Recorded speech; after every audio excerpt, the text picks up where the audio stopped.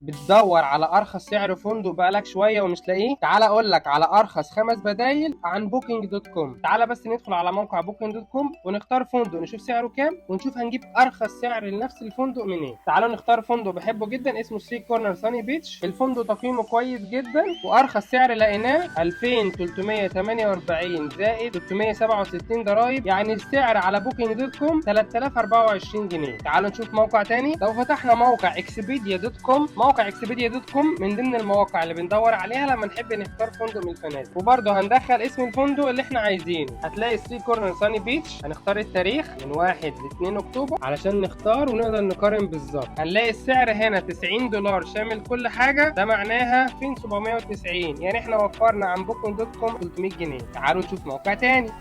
تالت موقع معانا بقى هتلاقي عليه سعر تحفة جدا اسمه ديستينيا دوت كوم. هتدخل على الموقع ده وكالعادة تخش تدور على الفندق اللي احنا عايزينه اللي هو 3 كورنرز ساني بيتش، وبرده كالعادة هنختار التاريخ بتاعنا من 1 ل 2 اكتوبر عشان نقدر نقارن السعر كويس قوي، وبعدين نعمل سيرش.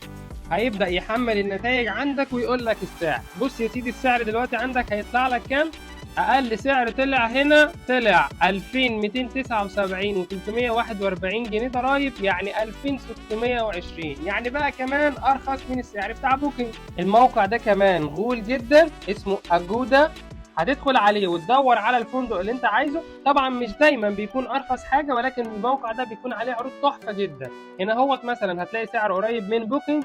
طبعا اهم حاجه تنزل لحد الاخر عشان تشوف سعر الضرايب كام موجوده على الفندق ده، وتنزل تحت خالص عشان تشوف السعر النهائي. هتلاقيه $97.88، يعني تقريبا حوالي 3000 جنيه. قريب جدا من سعر بوكينج، ولكن في عروض تحفه جدا بتكون موجود عليه، حاول تستغلها. والطريقه الخامسه بقى اللي هتوفر بيها، ابعت لي اسم الفندق اللي انت عايزه وهديه مني ليك هجيب لك خصم عليه. ابعت الفيديو ده لكل اصحابك وحبايبك اللي عايزين يسافروا قريب وبيدوروا على فندق، واشوفكم على خير.